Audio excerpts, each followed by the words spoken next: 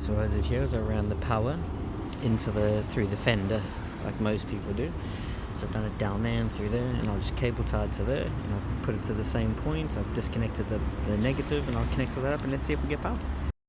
Okay, it's dark now, but one bit I didn't show you is when you come through the arch, I had to actually grind away a little bit of this, because this is in the way. So I ground away a little corner, popped that through, and then obviously you can see I followed that other wiring harness early, and I'll put the clips back on.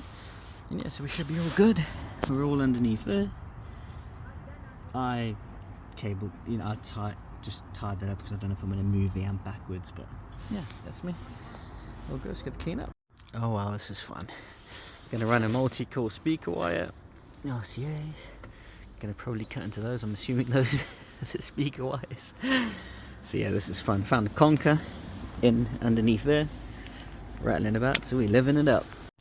So the trick in running cable is that you put basically a torch behind. So put the torch in the footwell, and then shine it up towards here, and you'll see like a glimmer of light. And that's the hole that you try and find the best. That's what I normally do. It's served me well so far. So yeah, so I've got that one through. We'll come out down here, and we'll run this to the back, and now I'm just going to do this, and we should be all good. There we go. Bring this baby through. Okay, so as you can see, I've run those three through. I've just obviously kept them all together nicely. Just do it like that. And then what I've done is I've just gone underneath, and then I've just come at you with the air ventilers. You could come through these little holes here and stuff like that, but no, there's a bolt here that'll probably chafe over time. Yeah, so we'll see what happens. Me right now, cutting into a car's wiring loom. Woo! Okay, so yeah, gonna chop through these babies. Sayonara. And then, yeah, I'll connect up this baby to the back of these. Boom, boom, boom. Hopefully the codes and the colors all work. And these now, just get these so that they don't touch each other. They're providing nothing anyway now, so they should be safe. Haven't touched any of the other bits. We'll see what happens. Okay, so I've cut all those. Depends on what type of connectors you want to use. I'm using spade just because I didn't have all I got really. So crimped all those together, and then I'm gonna shrink sleeve them anyway, even though I've got those protectors on. So I'm just gonna go like for like colors. I'll give you the breakdown of the wires and what they do.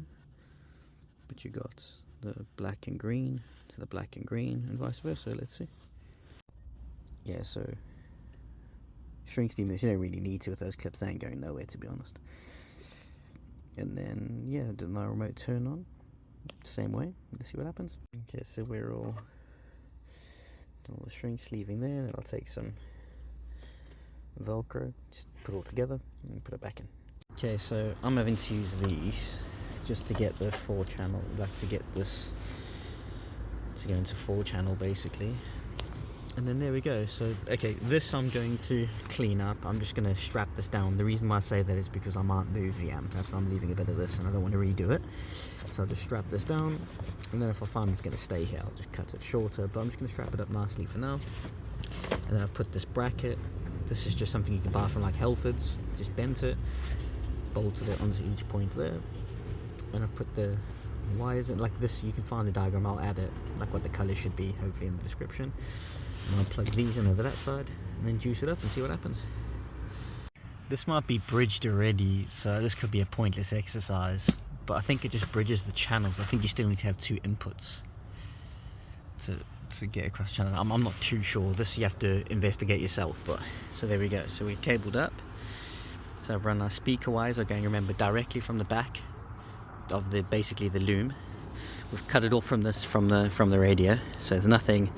So the signal, we're getting our music signals coming through this baby into there, and then our speakers are being powered by these cables, which connect to the door speakers via the back of that. So not going in that way back to the wiring harness.